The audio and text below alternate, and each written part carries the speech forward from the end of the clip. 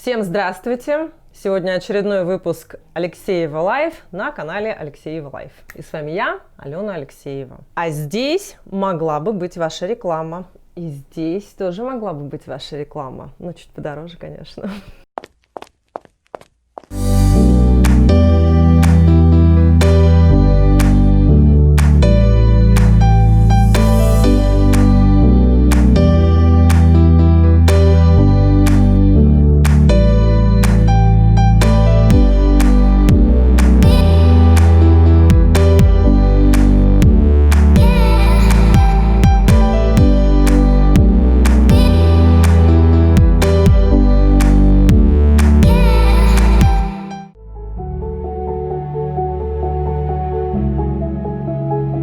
Ну а для полного образа настоящей женщины мне, пожалуй, не хватает только одного – чашечки кофе.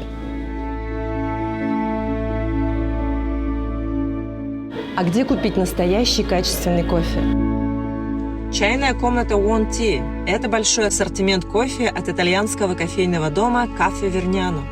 Кафе Верняно создает кофе как целое произведение искусства благодаря особой миссии, которую уже на протяжении века компания успешно внедряет в свою работу на кофейном рынке. Кофе свежей обжарки от Галана Групп. Черные, зеленые, белые, ароматизированные, фруктовые и другие виды чая от старейшего немецкого чайного дома Роненфельд. Известные американские бренды ароматических свечей из натурального соевого воска Kobo Candles и Paddy Wax.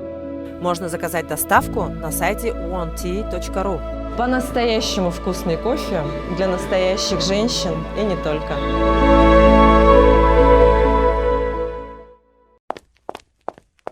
Предыдущий выпуск собрал очень много комментариев. Мне очень приятно, и моей команде тоже очень приятно, что он вам понравился. Прямо скажем, выпуск зашел. Прямо скажем, опять прибежали те же самые лица и начали комментировать под выпуском. Оставлять свои хейты бесконечные. Ну, их всего 2 человека. Можете посмотреть там, почитать, что они пишут, как они отреагировали. Ну, в целом мы все довольны. И подписок тоже было немало. В общем, вы молодцы. Вы все сделали правильно. За 8 месяцев 2020 года у якутян выманили свыше 55 миллионов рублей. Это официальные зафиксированные данные, которые предоставила пресс-служба МВД. То есть вы понимаете, какого уровня проблема в данный момент существует в нашем обществе. И это напрямую, конечно же, связано с тем, о чем я говорила в предыдущем выпуске. То есть если вот мы говорим о том, что свыше 55 миллионов выманили у населения Якутии, это то, что связано с непосредственным мошенничеством в сфере банковской деятельности. Да? Ну, то есть, когда тебе звонят мошенники и выманивают у тебя пин-код, как правило, это происходит с людьми старшего поколения, и просят сообщить полностью все данные, просят сообщить пин-код, пенсионеры сообщают, и у них просто воруют деньги со счета. И это свыше 55 миллионов рублей. Вы можете представить? А теперь давайте подумаем о том, какие масштабы потерь в отдельно взятых семьях или у отдельно взятых людей, когда речь идет о мошенничестве, продвигаемом известными людьми. Тот же Клим Федоров. Он, кстати говоря, потом после выпуска в прямой эфир открыл, где, видимо, намекал на меня, на какие-то другие аккаунты и паблики, которые мочат мошенников, да? Ажас мигин вахатуруну рекламалыктен хаттыскы болан ниту olur. Хикначы. Жан иллеңе богоди. Көрүләтиннәр. Месеннән хатабы. Эти бәте чорны пиар дем булыр. Када жаннар өссән тирегә биттер. Наһа шибат. Өссә түгеләтәбин.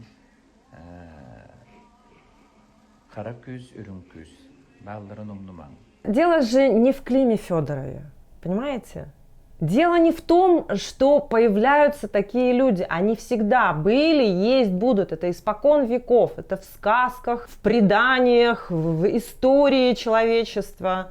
Почему люди ведутся на это до сих пор? В 21 веке люди продолжают до сих пор верить в то, что если они принесут $1000, отдадут какой-то структуре, потом приведут 5 самое главное, родственников. Видите, как хитро все сделано, да? Здесь просто идет такая как бы нацеленность на то, чтобы люди, которые находятся в близких отношениях, они были повязаны. Потому что, ну правильно, если вдруг что-то начинает не срабатывать, да, ну и потом опять же сложнее же найти и привлечь людей со стороны, внешне, 5 человек, чтобы каждый вложился по 1000. А когда один из вступивших начинает обрабатывать своих родственников и говорить, ну как же, это такая классная тема, мы потом все вместе будем путешествовать, да не будете вы путешествовать. Во-первых, я не вижу смысла в ближайшее время, в ближайшие полгода уж точно, да, а то и год вкладываться в эту тему, потому что, ну, как бы границы закрыты. А когда границы откроются, ну, мне кажется, все ломанутся, и вообще стоило бы немножко постоять в сторонке и понаблюдать, что же будет происходить.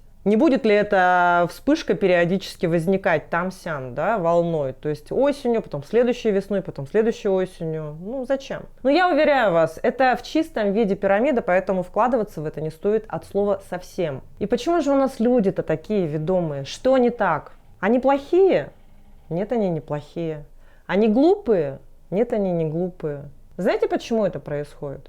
У людей зачастую нету критического мышления и нету собственного мнения. Вот и все. Вот этих двух факторов вполне достаточно, ну, вернее, их отсутствие, вполне достаточно для того, чтобы люди действительно продолжали нести свои кровно нажитые, ну, или взятые в кредит, что, собственно говоря, тоже будет потом расплачиваться кровными, они несут в эти пирамиды.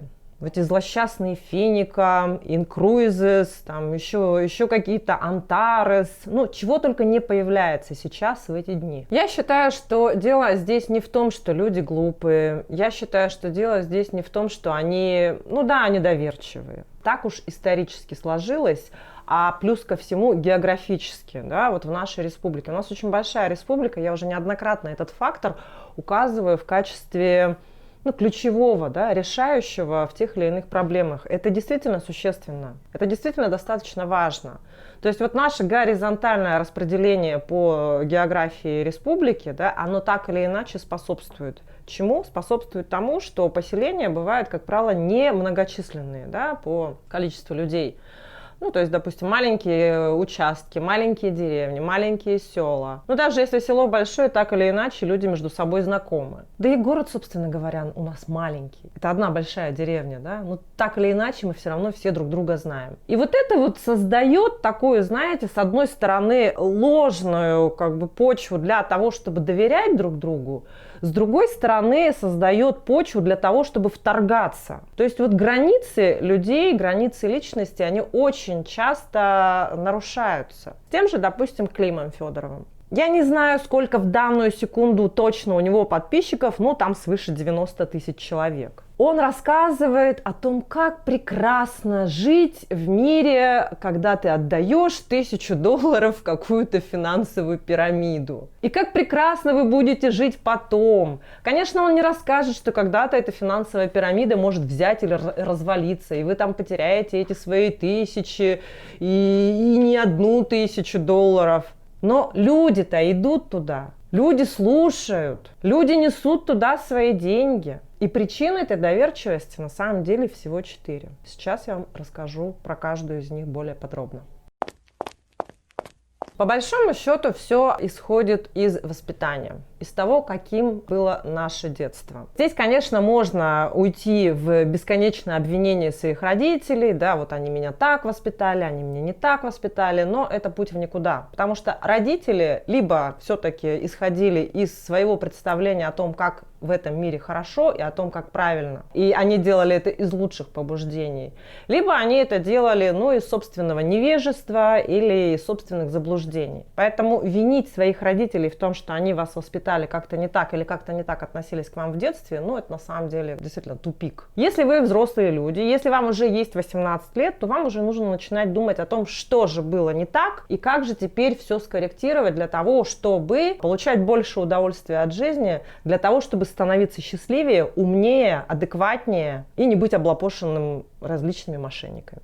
Первый тип воспитания, который формирует в людях отсутствие собственного мнения, понижает их самооценку, это родительское отношение как к пустому месту. Да? Когда ребенка воспринимают как, ну, такое некое приложение. И у ребенка есть какие-то определенные обязательства, когда его рассматривают как подчиненного, как подопечного, когда к нему жестоко относятся, когда его оскорбляют, когда его бьют, когда ему постоянно дают подзатыльники, когда его постоянно дергают. Ну, то есть вот это вот прям применение физического насилия или психологического насилия. Вот такие дети, они, конечно, вырастают в себе неуверенными, они вырастают затурканными, у них нету собственного мнения, потому что вот при таком подходе очень сложно сформировать какую-то свою позицию. Ребенок просто в страхе, он не знает, правильно он сделал или неправильно он сделал, наругают его сейчас или не наругают.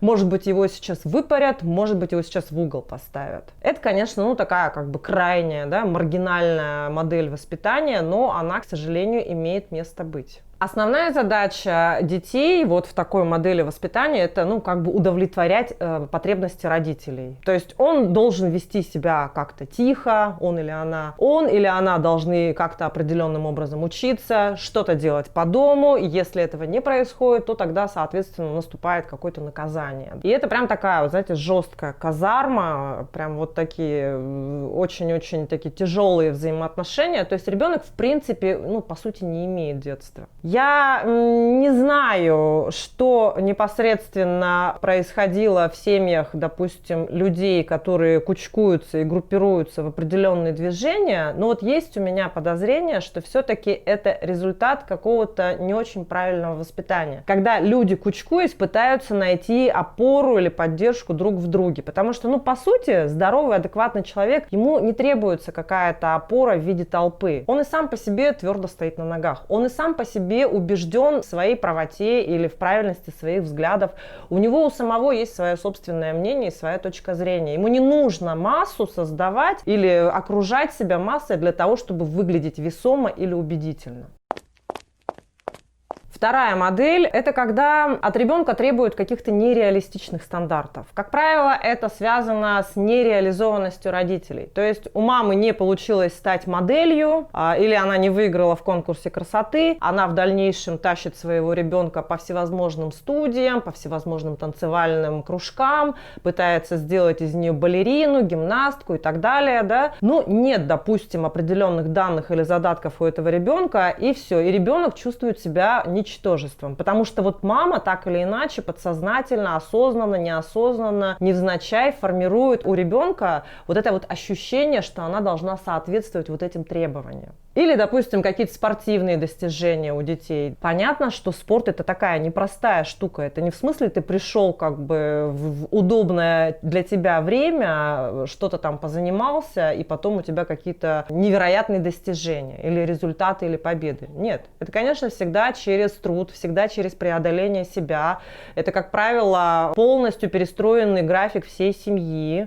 Ну, если это действительно такой серьезный, большой спорт. И вот когда ребенок не соответствует ожиданиям родителей, если это именно ожидания родителей, а не то, что ребенок показывал изначальный интерес и проявлял какие-то таланты и способности. Если это все базировалось на ожидании родителей, вот тут тоже происходит понижение и самооценки, формирование вот этой вот пустоты, дыры в этом месте, которую в дальнейшем человек будет пытаться как-то заткнуть. Потому что, ну, это как бы некий проект, да, это не личность, это некий проект, в который вкладываются, в который инвестируют, от которого требуют каких-то дивидендов, какой-то отдачи. Понимаете, какая ответственность на ребенке изначально с детства. Я ни в коем разе не хочу сказать, что спортивные достижения не нужны, спортивные достижения не важны, ну или любые другие, да. Это классно, но это классно тогда, когда все-таки у вашего ребенка есть вот этот вот порыв. Когда вы видите, что так или иначе ребенок действительно, пусть и через «не могу», но все-таки получает удовольствие от этой деятельности. А если это лично ваша заморочка, если лично ваша нереализованная амбиция какая-то, ну я бы все-таки призадумалась.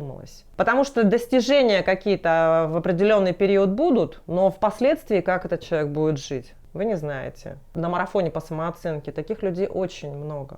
Тех, от кого требовали постоянных 4 и 5. Ну, я сама, собственно говоря, вот на этом фоне росла, да, когда от меня требовали только 5 или, ну, в крайнем случае 4. Другое дело, что где-то классу к 6 я поняла, что вообще-то мои оценки – это мои оценки. Они касаются только меня, и все дальнейшее будущее касается тоже только меня. Я сейчас не вспомню, конечно, на каком основании я вот приняла это решение, но что-то такое, видимо, произошло. Может, фильм посмотрела, может, книжку какую-то почитала. Я сейчас не могу увязать, но люди, которые требуют от своих детей просто идеальных оценок по всем предметам, вы совершаете большую ошибку. Потому что ребенок, который учится только на одни пятерки по всем предметам, он в дальнейшем вырастает человеком, который вообще понятия не имеет, чем ему было бы интересно заниматься. Тройки по гуманитарным предметам или наоборот тройки по каким-то техническим или естественным, да, наукам, это признак того, что у человека четко проявляется его натура. То есть вот он знает, что он в дальнейшем будет заниматься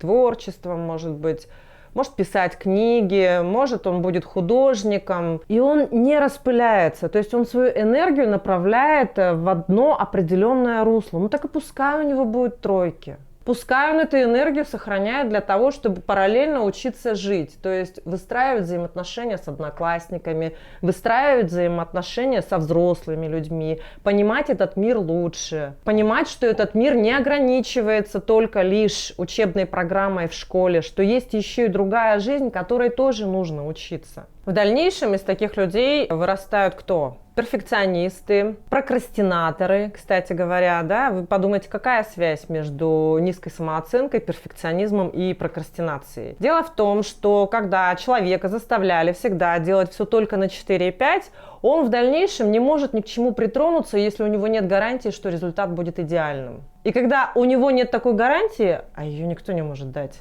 он начинает просто откладывать. То есть у него просто нет желания притрагиваться вообще к чему-то, и он максимально оттягивает, пока не наступит вообще этот момент X, когда нужно, как петух ошпаренный, бежать и что-то делать. Знакомо вам это? Вот, собственно говоря, вот этот подход, когда мы от детей своих требуем идеальных оценок по всем предметам, это достаточно такая опасная штука, да. Есть все-таки необходимость, наверное, больше уделить внимание тому, к чему же стремится ваш ребенок. Каким конкретно предметом у него есть тяга. Изучить, может быть, это все-таки связано, допустим, с неприятием или непринятием методики преподавания определенных учителей, там, ну или какой-то конфликт, может быть, между ребенком и учителем, если он не любит какой-то предмет, который у него всегда раньше вызывал какую-то вот такую определенную любовь. Но это действительно, это такое направление. Но я вас очень прошу, не требуйте от своих детей пятерок по всем предметам. Это не есть хорошо в самом деле. Это только вас показывает для вашего окружения, какой вы прекрасный родитель. Но это, опять же, собственно говоря, это ваш невроз. Когда вам нужно показать своим близким, друзьям, родственникам или коллегам, посмотрите, у меня дочка или сынок закончил эту четверть, этот год на одни пятерки. Если у детей без ваших усилий это происходит, ну классно. Ну тогда, наверное, нет повода гордиться, да? Классно, когда дети сами самостоятельно учатся и когда они сами самостоятельно получают оценки, неважно какие.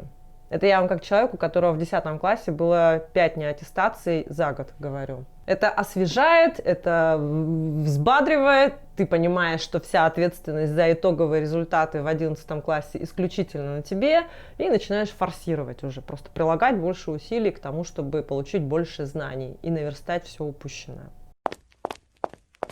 Третий тип воспитания, который тоже очень пагубно сказывается на формировании собственного мнения, на формировании личной позиции, на формировании собственных взглядов, это тогда, когда родители сравнивают детей. Когда они говорят: вон, посмотри, Вася, какой Петя молодец.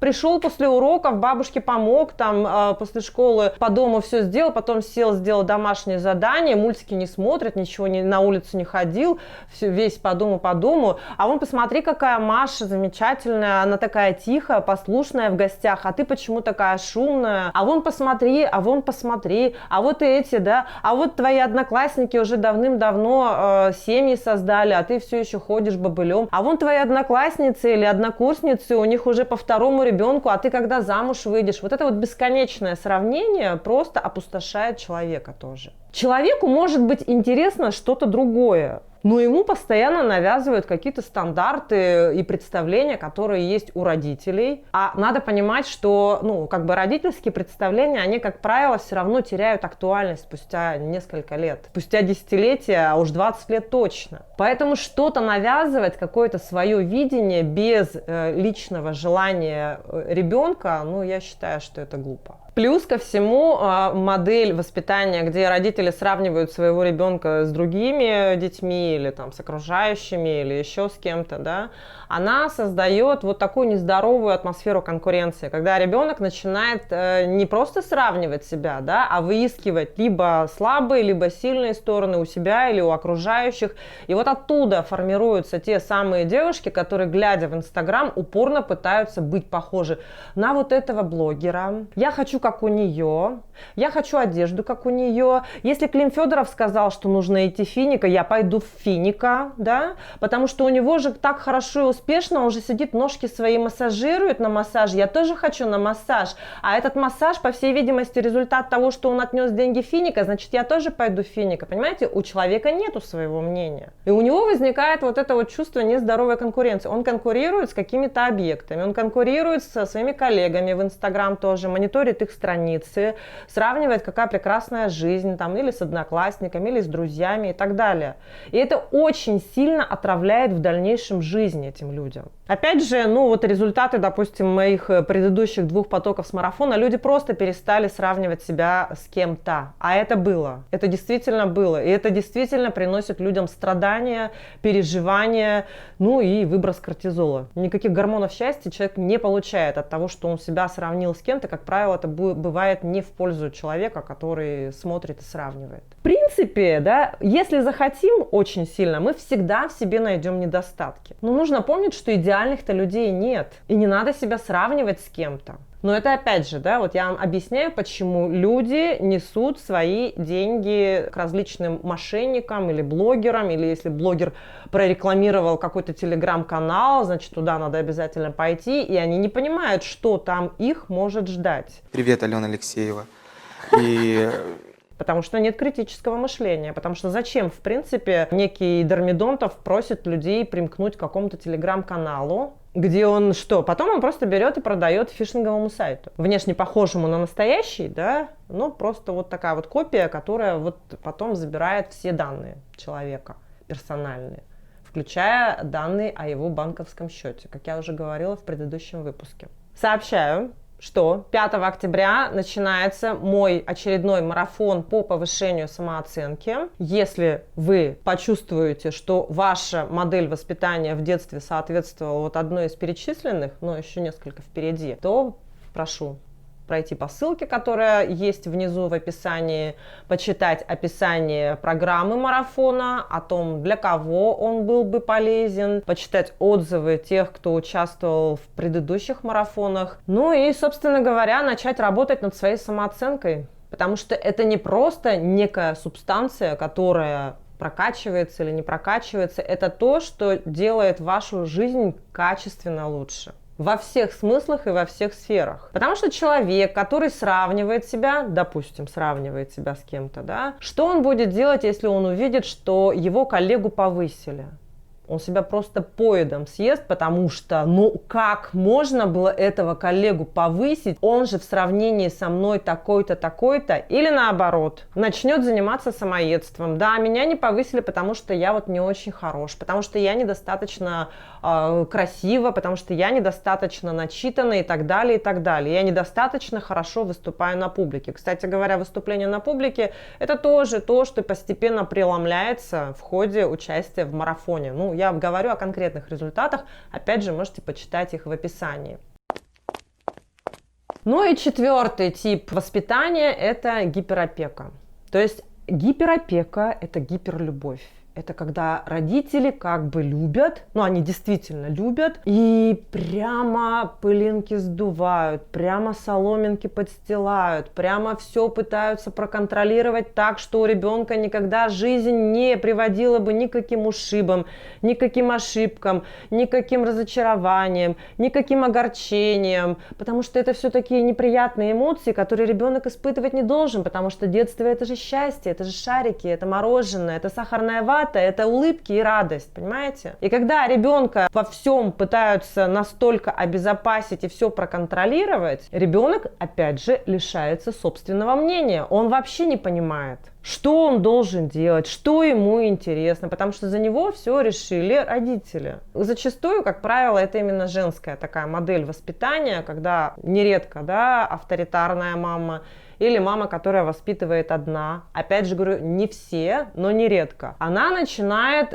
гиперопекать своего ребенка, чтобы он никогда не столкнулся в этой жизни ни с какими сложностями. Чтобы все у него было хорошо и гладко. А для чего вы это делаете? Вы понимаете, что в конце концов, в итоге ребенок, который вырос в таких обстоятельствах, в таких условиях, он просто не приспособлен к жизни. А в жизни нету таких людей, которые будут подстилать без конца соломинки, без конца будут расчищать путь и дорожки перед вашим ребенком. В жизни так или иначе действительно есть здоровая конкуренция. В жизни есть победы и поражения. В жизни есть разные эмоции, и нет плохих эмоций на самом деле. Есть эмоции, которые нам приятно испытывать и неприятно испытывать, но они все важны. Даже чувство страха, в принципе, это такое нужное чувство. Потому что если бы у нас функция страх была бы выключена, мы были бы неосторожными. Мы бы гуляли темной ночью, мимо Сунгари, пытались бы лезть с разговорами к людям, выходящим из этого заведения,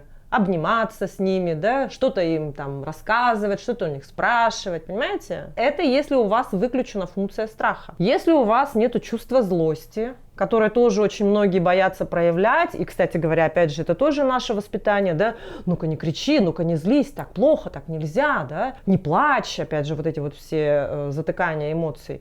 Если бы в нас не было бы этого чувства злости, мы бы не добивались результата. Мы бы не шли через себя, да, мы не преодолевали бы какие-то сложности. Ну, мы бы просто вот так вот плыли по какому-то течению непонятно, к какому-то берегу бы нас все равно бы прибило.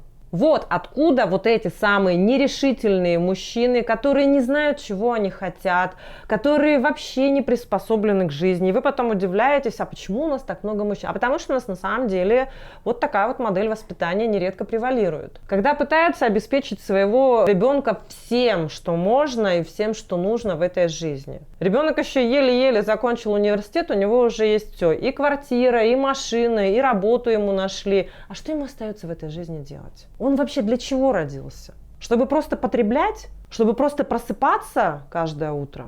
Но это же ведь скучно и неинтересно. Ну и по факту получается, что такие родители гиперопекающие, они воспитывают ребенка таким, чтобы он не был полностью независим. Где-то подсознательно они, видимо, хотят, чтобы этот ребенок был полностью зависимым от них. Это очень опасно, потому что, ну, потом когда-то с возрастом вы умрете, ну, или вот нет никаких гарантий вообще ни в чем и ни о чем, да. И что этот ребенок? Он же не приспособлен к жизни. Он не знает, чего он хочет. У него нету никаких своих интересов, у него нету никаких своих взглядов, у него нету никакого своего мнения, как он дальше будет жить. Все было готово. Вот как реакция, да, на вот подобные модели воспитания, люди что начинают делать? Они начинают подстраиваться под обстоятельства. Одни начинают активно угождать другим. Да, вот это вот тоже очень знакомая для нас тема.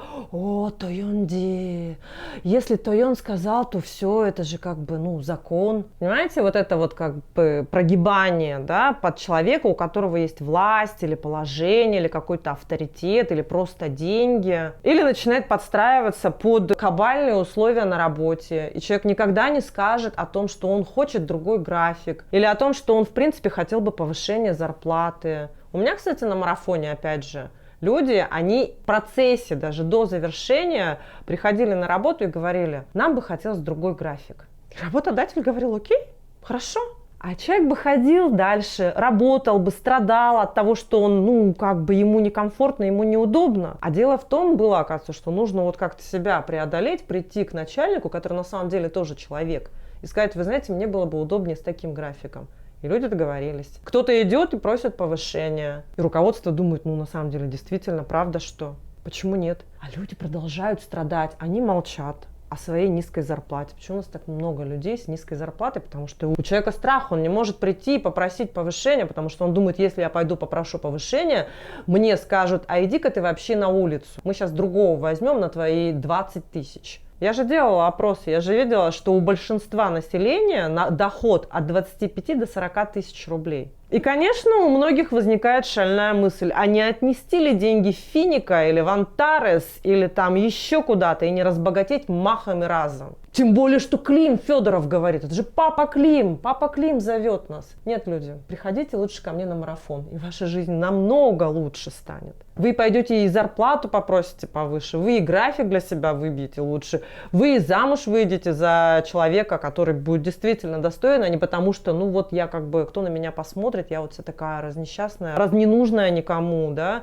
Или, опять же, у вас будет понимание того, к чему вы идете, к чему вы стремитесь. А если вы знаете, к чему вы идете, к чему вы стремитесь, вы знаете, что вам нужно делать сегодня. Вы знаете, что вам не нужно без конца сидеть в каких-то пустых пабликах и тратить свое драгоценное время на вот это пустое. Вы лучше пойдете книгу почитаете, ну, если она вам действительно нужна. Или пойдете лучше фильм посмотрите, который просто повернет в вашем сознании что-то. Ну, вот у меня тоже рекомендация была в одном из выпусков, кстати говоря, посмотреть фильм «Догвилль». «Догвилль» — это вот просто, знаете, ну вот фильм, перевернувший мое сознание в 2004 году. Он сначала кажется нудноватым, какой-то не очень интересный, но потом это просто бомба. Я вот прям рекомендую вам его посмотреть. Кстати, он так или иначе тоже связан с самооценкой.